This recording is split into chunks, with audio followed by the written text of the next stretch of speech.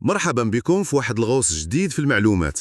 اليوم غادي نكتشفوا مجموعين شي مصادر متنوعة على شراب الأيواسكا في البرازيل.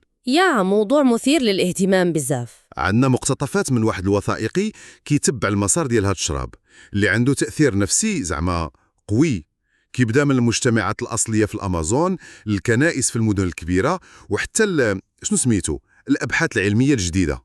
المهمة ديالنا هي أن نفهموا علاش الأيواسكا فهمتي ولات عندها هذه الأهمية كلها ثقافياً وروحياً وحتى علمياً. تماماً. يلا ندخلوا في الموضوع. المصدر كيوصف الأيواسكا بأنه شراب قوي عنده تأثير على النفسية. إيه. كيستعملوه السكان الأصليين بحال قبيلة هوني كوين كنوع من العلاج الروحي والجسدي. وحتى التعلم. والمدهش هو أن البعض كيبداو يجربوه في سن صغيرة جداً، 6 سنين مثلاً. 6 سنين. وكيقولوا عليه أنه زعما كيوسع ليهم الرؤية وكيخليهم يشوفوا الأمور بوضوح أكتر. بالضبط. والنقطة اللي فعلا كثير الاهتمام هنا هي كيفاش هاد الشراب اللي هو تقليدي وكان محصور في مناطق معينة صبح دابا شي حاجة اللي كل شي كيهضر عليها. قبيلة هوني كوين اللي ساكنة في أقصى غرب البرازيل تقريبا حدا الحدود ديال البيرو. تماك في العمق ديال الأمازون. تماك كيعتبروا الأيواسكا ماشي غير باش يتطهروا روحيا ويتعلموا، ولكن حتى كسلاح باش يحافظوا على التقاليد والهوية ديالهم، خصوصا ديك الأغاني القديمة اللي خايفين عليها تمشي مع الوقت. مساكن، حيت التقاليد الشفوية سهل تضيع. صح، هما مرتبطين بزاف بالطبيعة، ولكن للأسف كاين ضغوطات عليهم من مربين الماشية وهذا الشيء ديال تدمير الغابات. الأيواسكا هنا ولات بحال شي رمز للصمود الثقافي ديالهم. وشي فكرة على كيفاش كيتصاوب؟ حيت كيبان ليا زعما ماشي شي حاجة سهلة. لا فعلا، التحضير ديالو فيه خدمة وفيه طقوس. المصدر كيقول كيتكون من 2 ديال النباتات أساسية. 2. وحدة هي الورقة ديال نبتة شاكرونا اللي من عائلة القهوة، والثانية هي الكرمة يعني العرق ديال الأيواسكا نفسها. كيطبخوا هادشي كامل مجموع سوايع وسوايع، تقدر توصل حتى اليوم كامل وهما كيطيبوا فيه على عافية مهيلة. يا لطيف، نهار كامل. داك الماء اللي كيبقى في الآخر هو الخلاصة ديال الأيواسكا. هادشي كيبين شحال التجربة عميقة. والطقوس نفسها كيفاش كتكون الأجواء ديالها؟ الطقوس هي يعني تجربة خاصة كيشاركوا فيها الناس د القبيلة كاملين، وكيرحبوا تا بالبراني السياح اللي كيقلبوا على هادشي الروحاني.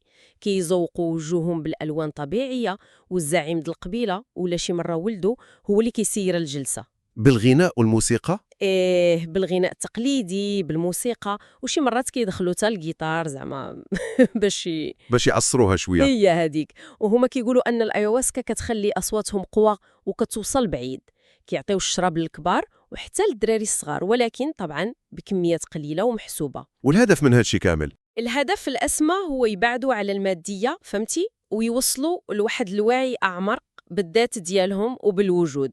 كاينه واحد النقطة ذكرها المصدر وشدتني شوية، هي ديك القضية ديال التقيؤ اللي كيدوزوا منها شي ناس.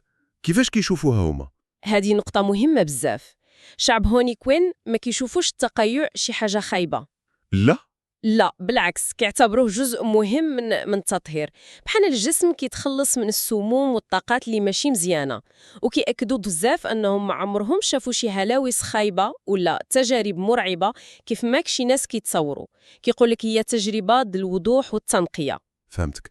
إذن من الغابات للمدينة كيفاش وقع هذا الانتقال؟ هذا الانتقال هو قصة. كتلقى كنائس جديدة نسبياً بحال سانتو دامي في ريو دي جانيرو. سمعت بيها. الأيواسكا عندهم هي السر المقدس، هي المحور ديال الطقوس الدينية ديالهم. هاد الكنائس كتخلط بين المسيحية الكاثوليكية وشي معتقدات طبيعية، وحتى شوية من شنو سميتو الثقافة الأفرو برازيلية. وعندهم قواعد في اللبس والطقوس كتدوم سوايع، وكيجيو ليها ناس جداد بزاف منهم كيقلبوا على حل شي مشكل عندهم، إدمان مثلا أو تجربة روحية جديدة. بحال داك السيد اللي ذكروا المصدر إمرسون. بالضبط.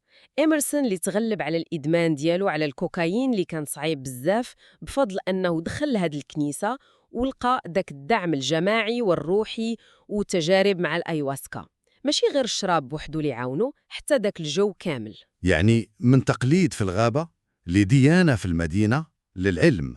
شنو كيقول العلم على هاد الشراب؟ كاين شي أبحاث؟ أكيد كاين أبحاث مهمة بزاف، وداكشي اللي ذكر المصدر على الدكتور دراوليو أراوجو مهم بزاف. هو طبيب أعصاب، وشنو داروا؟ خدموا بتقنيات تصوير بالرنين المغناطيسي داك fMRI اللي كيورينا الدماغ كيفاش خدام في ديك اللحظة، ولقاو أن الأيواسكا كتحفز بزاف المناطق ديال الدماغ اللي مسؤولة على البصر. داكشي علاش بنادم كيشوف صور. إيه، صور وأشكال واضحة بحال الأحلام ولكن بنادم فايق، وكتحفز حتى المناطق ديال الذاكرة والوعي بالذات، التأمل. ولقاو حاجة أخرى مهمة، أنها كتبدل الطريقة باش المناطق د الدماغ كيتواصلوا بيناتهم. بحال يلا كتعاود تبرمج شي حاجة. تقريبا، وهذا الشيء ممكن يفسر كيفاش كيقدر الشراب يعطي أفكار جديدة وحلول بنادم ما كانش كيفكر فيها. والمادة اللي خدامة فيه DMT ياك؟ واش كدير الإدمان؟ هذه هي النقطة الحاسمة. المادة الفعالة الرئيسية هي DMT، وهي كاينة في الطبيعة وحتى في جسم الإنسان بكميات صغيرة. الأبحاث أكدت أنها بالطريقة كيفاش كاينة في الأيواسكا، يعني مخلطة مع حوايج أخرى، ما كتسببش الإدمان. مزيان هادشي. والسلامة واش آمن؟ كيقولوا آمن نسبياً، يعني الجرعة الزايدة اللي ممكن تكون خطيرة بزاف تقريباً مستحيلة بالطريقة اللي كيتصاوب ويتشرب بها تقليدياً. والأهم من هادشي كامل النتائج في العلاج، شي حاجة على الاكتئاب. هنا فين كاينة المفاجأة الكبيرة في البحث العلمي. لقاو انخفاض واضح وكبير في أعراض الاكتئاب عند شي مرضى اللي جربوا كاع الدويات وما نفعاتهمش. بصح شحال د الوقت باش تبان النتيجة؟ هاد الشي اللي مدهش، من بعد نهار واحد بس، نهار واحد من بعد ما شربوا جرعة واحدة د الأيواسكا. نهار واحد؟ هذا شي حاجة كبيرة بزاف. وهذا الشيء فتح الباب باش ممكن تستعمل في المستقبل كعلاج محتمل طبعا للاكتئاب، للقلق، لاضطراب ما بعد الصدمة، وحتى للإدمان. الأبحاث بقى غادة، ولكن البداية مشجعة. وضروري نذكروا أن البرازيل وخا دولة محافظة القانون ديالها كيسمح يستعملوا الأيواسكا للأغراض الدينية من شحال هادي. داكشي علاش قدروا يديروا هاد الأبحاث تم بسهولة. بالضبط، كان عندهم إطار قانوني وأخلاقي واضح كتر من أي بلاصة أخرى في العالم يمكن. إلا بغينا نجمعوا هاد الخيوط كاملة كنشوفوا رحلة الصراحة مدهجة. شراب الجرود ديالو في التقاليد السكان الأصليين في الأمازون كيتستعمل للتطهير الروحي والحفاظ على الثقافة. ومن بعد كينتقل للمدن، كيولي جزء من ديانات جديدة، وفي نفس الوقت العلم كيدخل وكيكتشف فيه قدرات علاجية هائلة لأمراض صعيبة.